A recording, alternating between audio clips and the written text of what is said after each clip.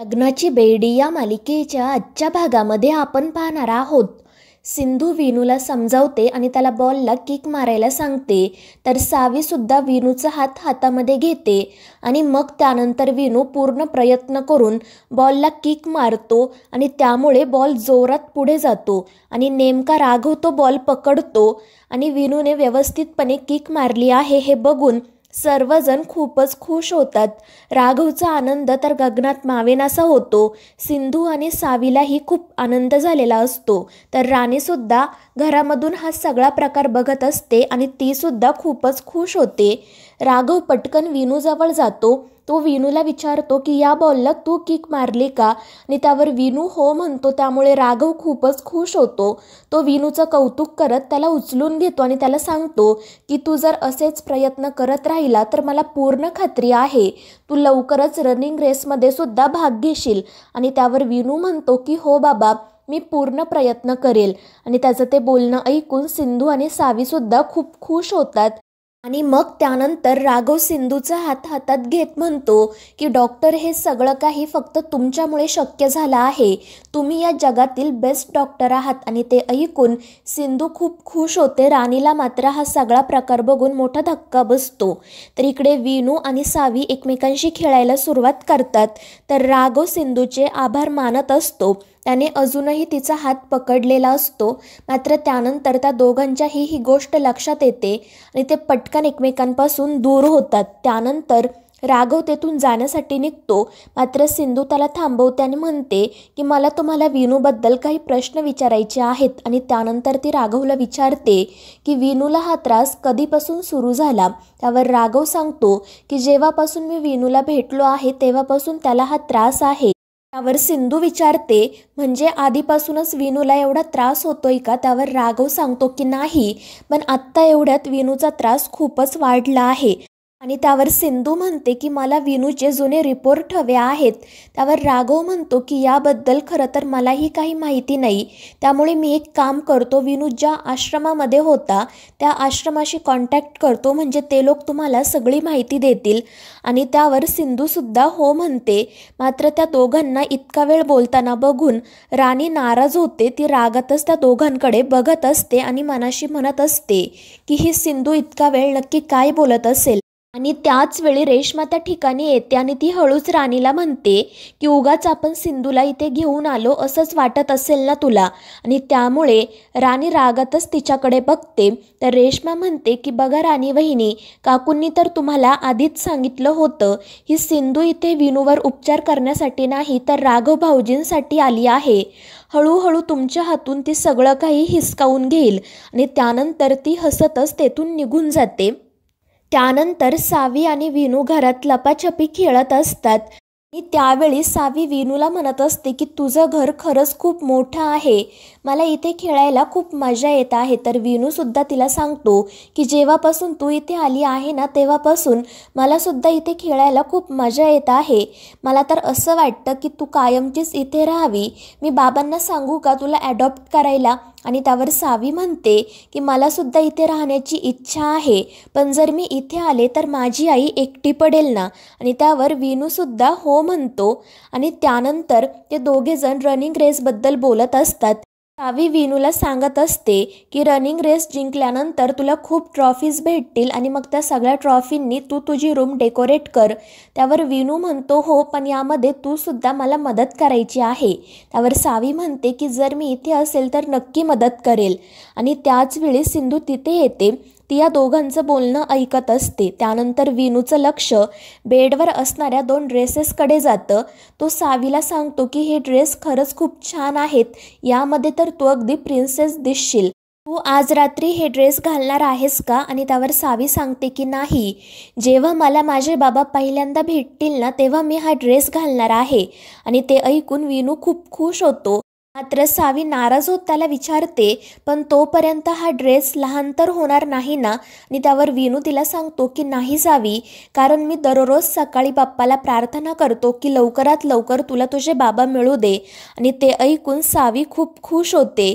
सिंधू मात्र त्या दोघांकडे बघतच राहते.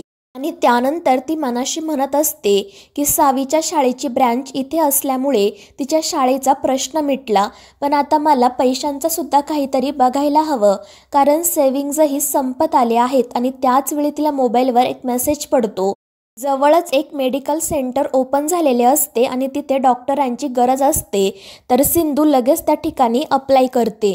तर दुसरीकडे रुक्मिणी तिची बँकेची कामं करत बसलेली असते. त्याच वेळी रत्नाकर तिथे येतो. तो रुक्मिणीचं कौतुक करत म्हणतो की वहिनी, मला आज तुझा खरंच खूप अभिमान वाटत आहे. आदर तर मला तुझा आधीपासूनच होता, पण आज तुझा खरंच खूप अभिमान वाटत आहे.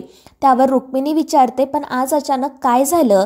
त्यावर रत्नाकर म्हणतो की मला विनूच्या आश्रमामधून कॉल आला होता.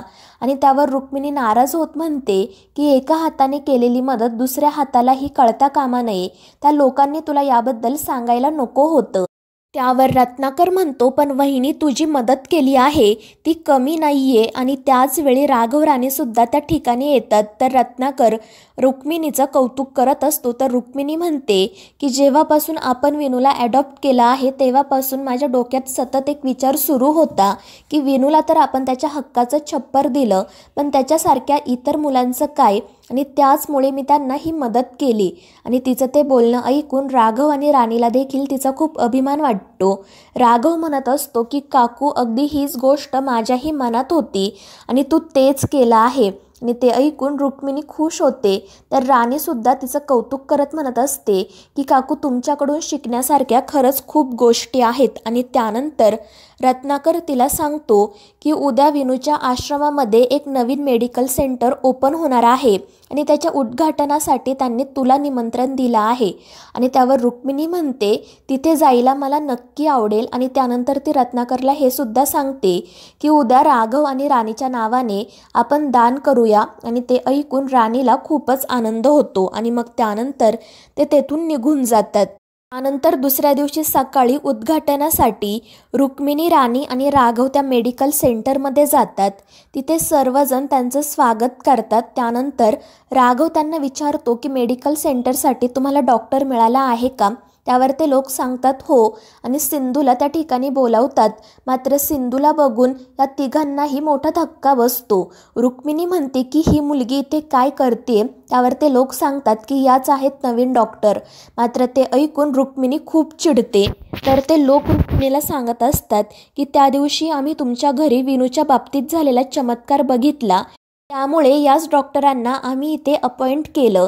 मात्र रुक्मिणी म्हणते की या मुलीला आम्ही आमच्या घरात ठेवून घेतोय, हा आमचा नाईलाज आहे.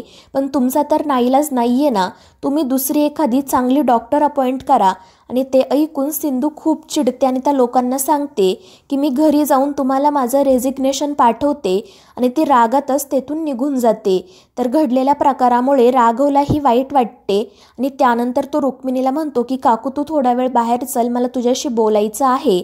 आणि त्यानंतर तो रुक्मिणीला सांगतो की एखाद्याच्या पर्सनल लाईफबद्दल, त्याच्या प्रोफेशनलबद्दल आपण असं बोलणं खूप चुकीचं आहे. तू सिंधूबद्दल असं बोलायला नको होतं. मात्र रुक्मिणी तिची चूक मान्य करत नाही.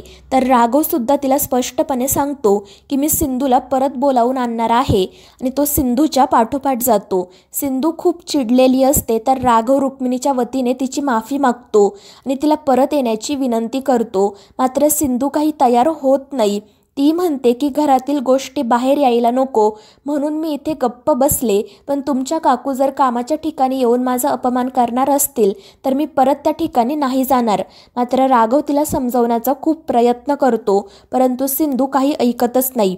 तर दुसरीकडे रुक्मिणी राणीला सावध होण्याचा सल्ला देत असते. मात्र राणी म्हणते की माझा राघववर पूर्ण विश्वास आहे आणि सिंधूवर सुद्धा, कारण राघवने कितीही प्रयत्न केले तरी आता सिंधू परत येणार नाही. तर दुसरीकडे राघव सिंधूला म्हणत असतो की तुम्ही प्लीज एकदा मला समजून घ्या, या मुलांना तुमच्यासारख्या डॉक्टरची गरज आहे. तुमच्या व्यतिरिक्त दुसरं कोणीही त्यांची जबाबदारी घेऊ शकणार नाही. मात्र सिंधू तरीही तयार होत नाही. तर राघव म्हणतो की प्लीज मला समजून घ्या, कारण या मुलांमध्ये मला आपला अंकुर दिसतो. मी त्यावेळी त्याची तर मदत करू शकलो नाही, पण या जर मुलांना मदत केली तर ती त्याच्यापर्यंत नक्की पोहोचेल असं मला वाटतं. आणि राघवचं ते बोलणं ऐकून मग सिंधूसुद्धा पुन्हा आश्रमात जायला तयार होते. तर मित्रांनो, या मालिकेच्या पुढील भागांमध्ये आपण पाहणार आहोत राघव आणि सिंधू पुन्हा आश्रमामध्ये येतात आणि ते बघून राणीला धक्काच बसतो. तर रुक्मिणी तिला म्हणत होते की बघ, राघवसाठी ही सिंधू परत आली आहे. अजूनही तुझ्या हातून वेळ गेली नाही. तू अजूनही तुझा संसार वाचवू शकते.